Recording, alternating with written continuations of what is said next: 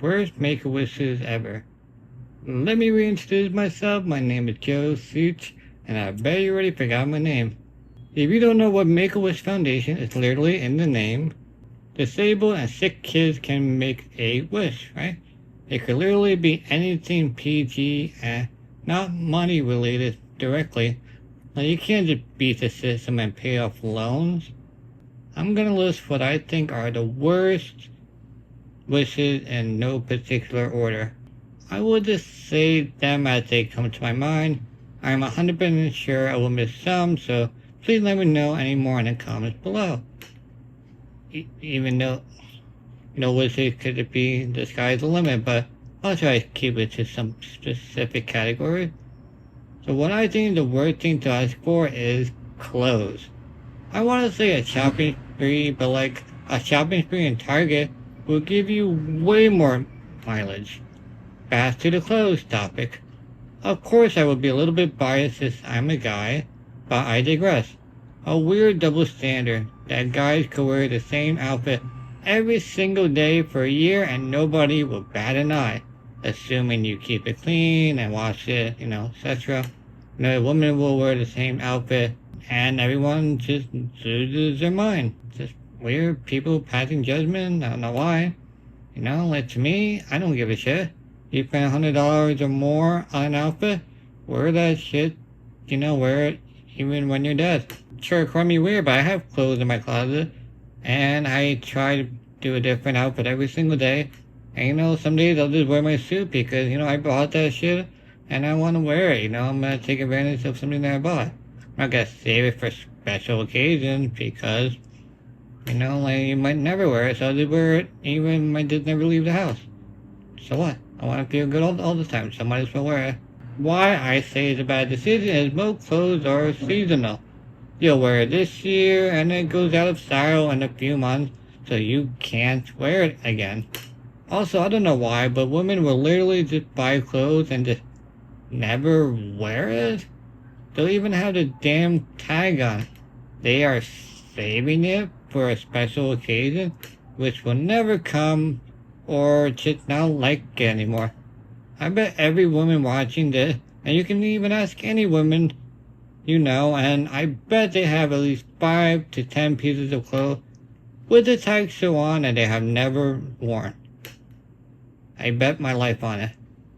I know because I sell women's clothing on the side, and so many clothes still have the tag on.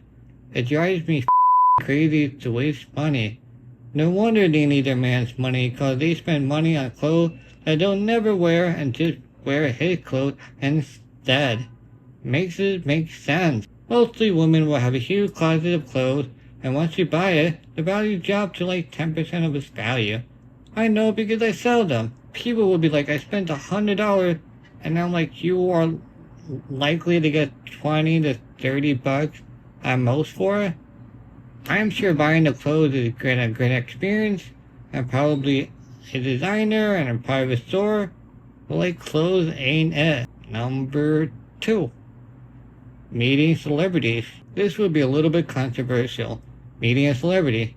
Kind of remind me of that weird internet question of, would you rather have $20,000 or $250K or whatever amount, or a meeting with Jay-Z? You'd be really stupid to meet Jay-Z. So how can he help you? I find it kind of dumb because at the end of the day, they are human that feels kind of fake, What if you don't gel with the person? Are they just lame? A 10-year-old with anybody 20 and up is a huge age difference. The 10-year-old is probably really stoked, but there's so much they can do, If it's surrounded by an event, then it's a little bit different, right? Like meeting John Cena and sitting front row at a WrestleMania, that's dope. Or meeting Patrick Mahomes at a Super Bowl, that's really dope. If it's just a regular event, the meeting would be short since they're busy, getting ready and shit. Probably sign a bunch of stuff and can say, hey, I met celebrity X. I'm sure the experience is really cool and an awesome memory that you'll never forget. But it's like you meet them, then what? It feels kind of awkward. I'm sure there's some great people out there and had a great time, but the chances might not have a good time is like, huh? Like some people say, never meet your heroes. So I don't know. So I'm a little wishy-washy on that. And at the end of the day, like if they're a superhero, they're just, regular people, and I don't know, some are just, I don't know. But you get what I'm saying, right? Yeah, okay. So number 3 is room makeovers. We all had our childhood rooms, or we bought something just spontaneous and hid it a year later. Or we simply just grew up. Anybody remember the Extreme Makeover Home Edition show with the guy that looks like Ryan Seacrest, who I thought was actually Ryan Seacrest for like a season or two? I think the guy's name was Ty. Anyway, he would ask like, what do you like? And he would say, I like horses. I love horses, Then he built like a entire barn in your room with a real horse and hay and shit. Like it's cool as for like 6 months, but that's like, what the It's not that great. Give me a more normal room. It would cost more to make it more normal than anything else. It's just not practical. I do get to make a makeover to make it more accessible, or the family is too poor to make it look nicer. Especially if you have medical stuff. Medical bills are just no joke, especially in the United States. And just stressful. And like decorating is like the last thing on your mind when you have a lot of bills to pile up, right? That's the last thing you're worried about. Number 4, asking for something small or cheap like an iPad. So Make-A-Wish has access to people who have money, or a company that can get you something for really cheap.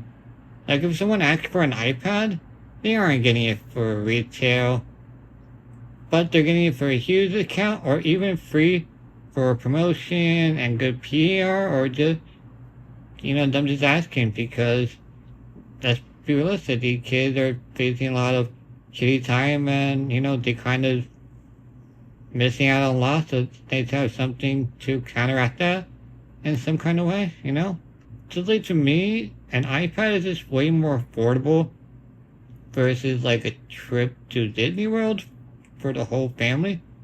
Could be a $500 purchase, or like less, or even more. Let's just even $1,000, right?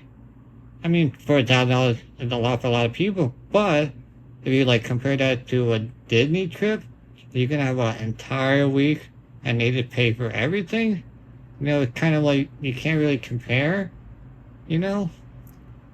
But like to me, it's like go big or go home. I do get people aren't thinking that big, or they do not like asking for stuff. I'm actually that kind of person too, that just do not like to ask for large items. It's not begging per se, but just feels weird, right? I have no problem making a 2-page list for Santa, but weird asking people directly, or I don't know, they make you sign up, questionnaire and all that, and eventually start talking to people, but you know what I mean, right? People are totally happy with an iPad, but it's like behind door number 2 is an Italy vacation, but here's an iPad. I think I hit all the major categories. If I missed any, then let me know in the comments below, and thanks for watching. I'll catch you in the morning.